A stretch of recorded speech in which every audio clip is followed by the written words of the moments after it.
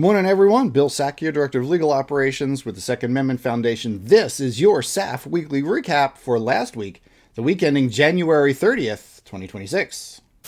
First up in legal, we filed 3 major briefs this week. 1, 2, trace. Let's talk about them. First one, Grant v. Ravella. We filed our reply brief to our petition for certiorari before the Supreme Court. Grant v. Ravella, of course, is our Connecticut assault weapons ban challenge. It is one of 2 assault weapons ban challenges currently pending before the Supreme Court, brought up there by Second Amendment Foundation and the support of all of you. With the reply brief now filed, the briefing is now concluded, and we will wait to see when the court schedules that case for conference.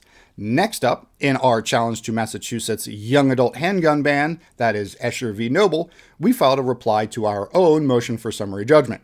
Again, with that reply brief now filed, our summary judgment briefing is now complete, and we will wait to see when the court schedules oral argument to hear that motion. Lastly, we filed a critical amicus brief drafted by our intrepid Costas Moros, Director of Legal Research and Education, in Hamani, a critical Second Amendment case that was picked up by the Supreme Court already this term. That case is all about the use of medical marijuana and how it pertains to the current prohibition on the exercise of your Second Amendment rights. You can read that amicus brief filed by SAF and our partners before the Supreme Court in total at our website. Check the link below.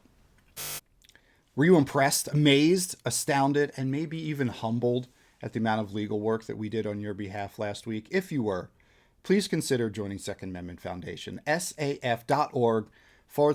Become a member, make a one-time donation, set up recurring donations. We can take your Bitcoin. I think we can accept stocks now. You can even set up your will so that we get part of your estate when you pass on to the great outdoor range in the sky. Please consider joining SAF. Please consider supporting. We are absolutely thrilled and honored to report that this year we went up 1 percentage point in the amount of money that you give us that goes directly to the mission. That's right, 81% of every dollar that you give us goes directly to the mission. All of our financials on our website. Go check them out. We're all about transparency, efficiency, and making sure your support goes directly to the mission. We sure appreciate you. Check us out. SAF in the media last week, we were all over the place. You could have found us on Fox, Chicago, doing interviews about the dumb things the Trump administration said about Second Amendment rights at protests. We were on BBC News live last week. We also were on the Drew Mariani show. We were all over the place. You can find links to everything below, including my interview, The Ultimate Face for Radio, on Fox Chicago with Paris Schutz, talking about some of the comments that some administration officials made after the tragic shooting in Minneapolis last week that indicated they have some pretty severe misunderstandings about how your right to carry works, as well as the Drew Mariani radio show, where our own intrepid and internet darling Costas Moros, Director of Legal Research and Education, went on to spread more of the good gospel about your Second Amendment rights in the way that only Costas can. Please check out both of those interviews in their entirety at the links below.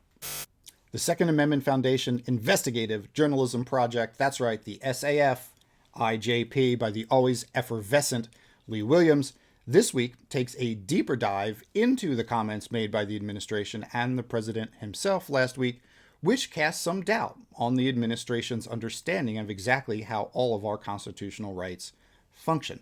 You can read about Mr. Williams' feelings at the Investigative Journalism Project on our website and at the link below. Dear God, has it been cold this last week in most of the country? Lauren Hill in San Diego, no one wants to hear it from you about how nice it is. Cut it out. 2A bourbon, if you can't warm up from the outside, warm up from the inside with 2A bourbon.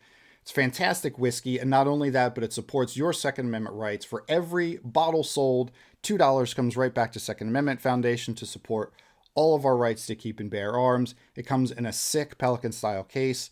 2A bourbon, where every old-fashioned supports old-fashioned liberty. It also makes a fantastic hot toddy. Ask me how I know. 2A bourbon. Check them out at the link below.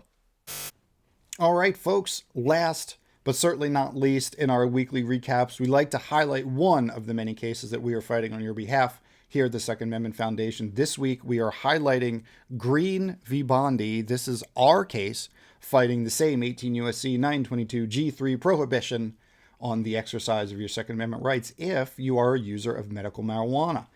This case arises out of Pennsylvania, where our individual plaintiff, Mr. Green, has a medical marijuana card and wishes to simultaneously exercise his Second Amendment rights. We believe that the ban of 18 U.S.C. 922 G3 is unconstitutional, and that is exactly the case that we are bringing to the courts. We, of course, will be watching the Hamani case previously mentioned, in which we are an amicus, very closely to see what the Supreme Court says about this issue, as there will likely be ramifications for our very own Green v. Bondi case.